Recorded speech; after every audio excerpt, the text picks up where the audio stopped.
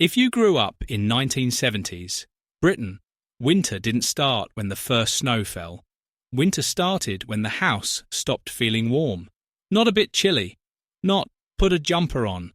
I mean that deep, damp British cold that makes the air inside the living room feel heavier than the air outside. The kind of cold that turns every ordinary task, getting dressed, washing up, making tea, into something you do a little faster, just to get it over with. And in the 1970s, that cold landed in a decade where life could already feel uncertain. Prices were rising. Wages didn't always keep up. There were strikes, shortages, disruptions, and moments where electricity restrictions made the evening feel shorter than it should be. In early 1974, Britain even went through the 3-day week, when electricity use was limited for many businesses, and TV shut down early at night to conserve power. So families did what families always do in a hard winter. They adapted. They found meals that were cheap, filling, reliable, and warm.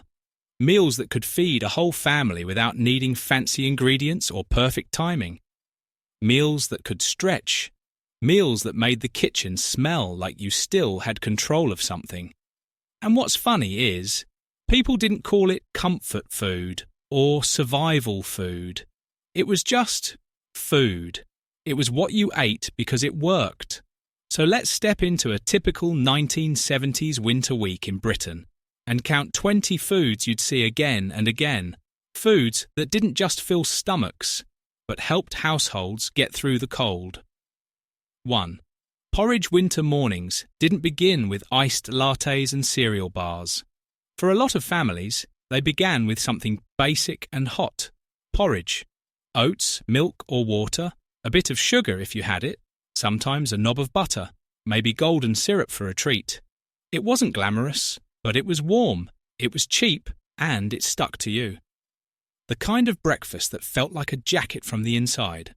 2. Beans on toast. If there's one meal that screams British survival mode, it's beans on toast. Not because it was a joke, because it was perfect, cheap, quick, hot, and filling. When money was tight, when you couldn't be bothered, when the day had already worn you down, beans on toast was always there, like a friend who didn't ask questions. 3. Tinned soup, tomato soup, vegetable soup, oxtail if someone wanted to feel fancy. In winter, tinned soup wasn't sad. It was security. You could heat it fast. You could dip bread in it. You could feed 2 kids with 1 tin if you added a slice of toast each and told them to stop complaining. It was warmth on demand. 4. Jacket potatoes. A baked potato is basically a working-class miracle. Cheap, filling, easy to cook, and you can top it with anything. Beans, cheese, leftover mince, tinned fish, whatever you had. On a freezing night, a hot jacket potato felt like you'd done something right. 5. Cheese on toast. This was the upgrade meal, the one that felt like comfort without being expensive. Bread, a bit of cheese, under the grill until it bubbled and browned. Sometimes with Worcester sauce if your mum had it. Sometimes with tomato slices if you were feeling daring. The smell alone could make the house feel warmer. 6. Mince and onions, with mash or potatoes. Mince was the engine of 1970s family dinners. You could stretch it with onions, carrots, peas, even a bit of flour or gravy to make it feel bigger. Serve it with mashed potatoes and suddenly you've got a meal that feels solid, like it belongs on a table where people are trying their best. 7. Shepherd's pie or cottage pie. Take that mince, put it under a thick lid of mash, bake it until the top goes golden, and you've got a dish that could feed everyone and still leave leftovers. It was warmth. It was weight. It was the kind of meal you ate in the one warm room, while the rest of the house went cold and silent. 8. Corned beef hash. This one is pure survival logic. Potatoes, corned beef, onions if you had them. Mash it, fry it, or bake it, whatever worked. It was salty, filling, and built for cold nights. And it had that very specific 70s cupboard feeling. There's always a tin of something, and tonight that tin is dinner. 9. Spam fritters. Spam isn't fashionable. It wasn't fashionable then either. But it was useful. Slice it, coat it, fry it. Suddenly, you've got something hot and crisp that feels like proper food, even when the budget says no. It wasn't a meal you ate to impress anyone. You ate it to get through. 10. Fish fingers.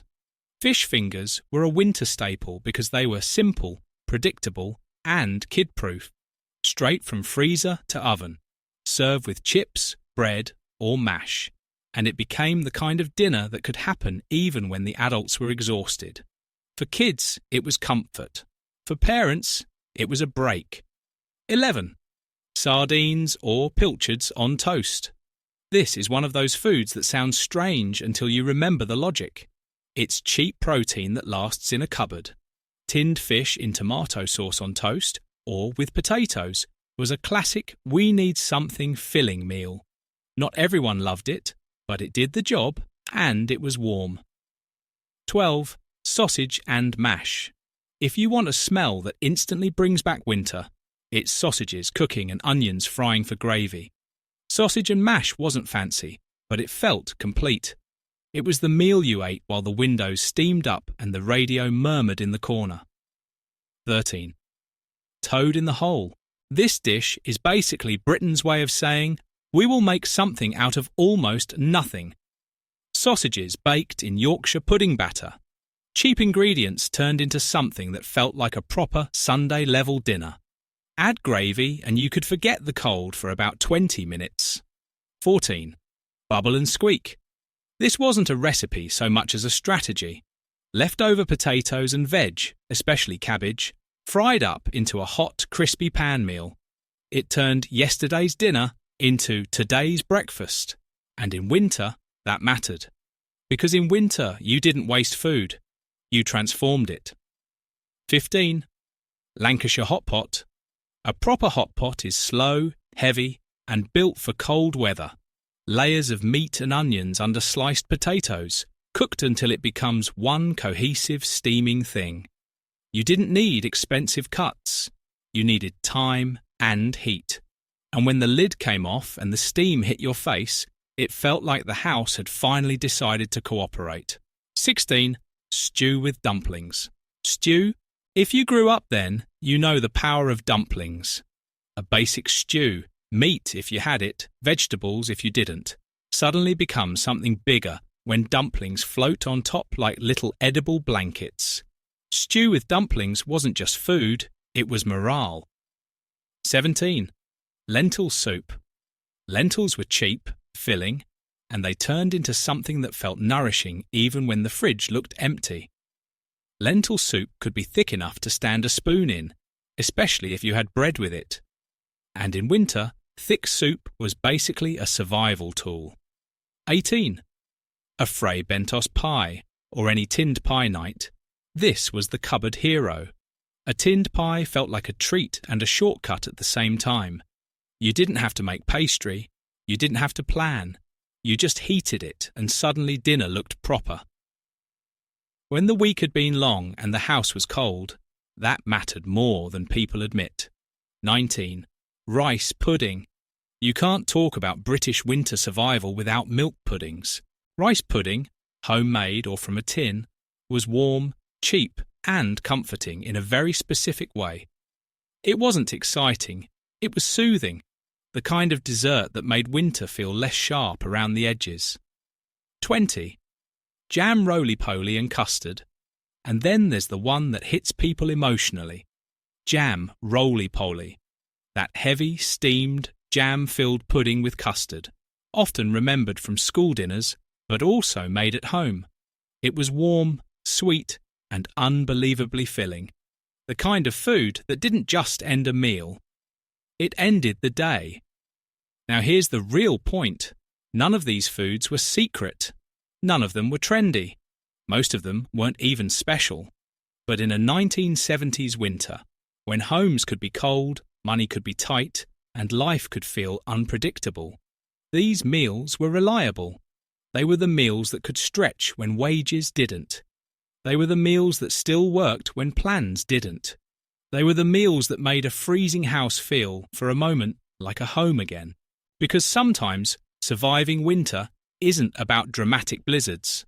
Sometimes it's about standing in a kitchen, making something hot out of whatever you've got, and hearing your family go quiet because the first bite finally warms them up.